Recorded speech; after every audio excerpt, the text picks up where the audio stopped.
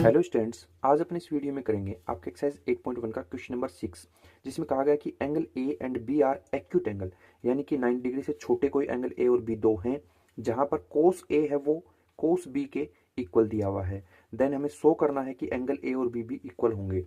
तो सबसे पहले आंसर नंबर लिखा 6, ओके, जिसके अंदर हम एक राइट एंगल ट्राइंगल बना लेते हैं। ये बना लिया राइट एंगल ट्राइंगल। अब यहाँ पर एंगल ए और बी को एक्यूट बोला है, तो इसलिए एक बार मैं यहाँ ले लूंगा ए और यहाँ ले लूंगा बी, जबकि राइट एंगल पर ले लेंगे एंगल सी। ओके, क्योंकि ए और बी को एक्यूट रखना था।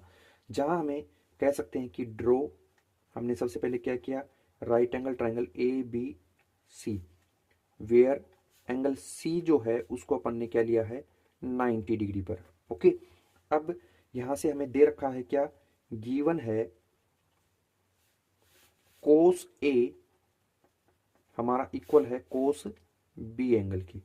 ओके, अब मैंने आपको जो टेक्निक बताई थी, जो ट्रिक बताई थी, उसके मुताबिक क्या होता है, परपेंडिकुलर अपॉन में हाइपोटेनियस साइन थीटा का, बेस अपॉन में हाइपोटेनियस किसका, कोस का, परपेंडिकुलर अपॉन में बेस किसका, टेन का। देखो, पाकिस्तान भूखा प्यासा, हिंदुस्तान हरा भरा, बताई थी ट्रिक।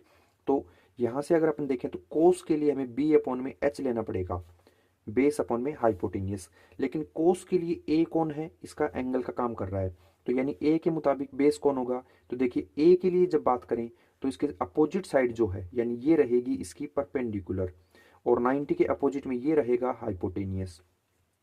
तो ऐसे में ए के लिए जो इसकी साइड है ए सी, ये रहेगी बेस। ओके, तो बी अपॉन में एच, तो बेस कौन है, ए सी, कोस ए के लिए आ गया बेस कौन, ए से सी, अपॉन में हाइपोटेनियस, तो वो तो अपना फिक्स है यानी ए बी रहेगा, इजिकल टू कर दिया। अब बात करते हैं कोस बी, यानी कोस का एंगल बी है, तो बी यहां पर है, इसके अपोजिट में जो साइड है ये वाली, ये इसकी परपेंडिकुलर रहेगी, और हाइपोटेनियस ये फिक्स है ही। तो ऐसे में बी, ये जो एंगल है और 90 डिग्री, ये इन दोनों के लिए बेस का काम कौन कर रहा है, बी सी कर रहा है। तो कोस बी के लिए क्या आ जाएगा, बेस बी से सी, अपॉन में हाइपोटेनियस फिक्स है यानी ए से बी। ओके, अगर ये पॉइंट क्लियर है तो आंसर कंफर्म पूरा हो चुका है। तो देखिए, ए बी इधर डिवाइड में है, तो ए बी इधर भी डिवाइड में, यानी इधर आएगा तो ये कैंसिल हो जाएंगे, क्योंकि ये डिवाइड में तो इधर जाके मल्टीप्लाई में आ जाएगा। तो क्या आ गया, simple, A C is equal to आ गया बी सी। अब आपको पता है कोई भी ट्राइंगल हो, अगर उसकी कोई दो साइड इक्वल हो, जैसे ये साइड और ये साइड इक्वल है, तो ये किस टाइप का होगा, ये आइसोसेलेस ट्राइंगल हो जाएगा, और उसमें भी 90 डिग्री है तो आइसोसेलेस राइट एंगल ट्राइंगल। तो जब दो साइड्स इक्वल हो, तो ऐसे में जो साइड के एडजेसेंट एंगल हैं वो भी इक्वल होंगे, यानी एंगल बी और एंगल ए इक्वल हो जाएगा। Angle A is equal to angle B मान लेंगे अपन, क्योंकि ये इक्वल होंगे। ठीक है, एक बार पहले यहाँ दिखा देते हैं कि ए सी के लिए अपने लिखा एंगल बी और बी सी लिखा एंगल ए, और फिर इसे रीअरेंज करके angle A equal to B लिखेंगे। वजह यहाँ बता देते हैं कि angles opposite to equal sides in triangle are equal.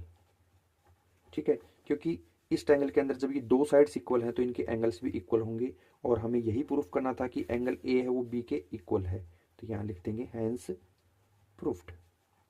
Okay, तो इस तरीके से अपन ने इस क्वेश्चन नंबर 6 को कंप्लीट कर लिया।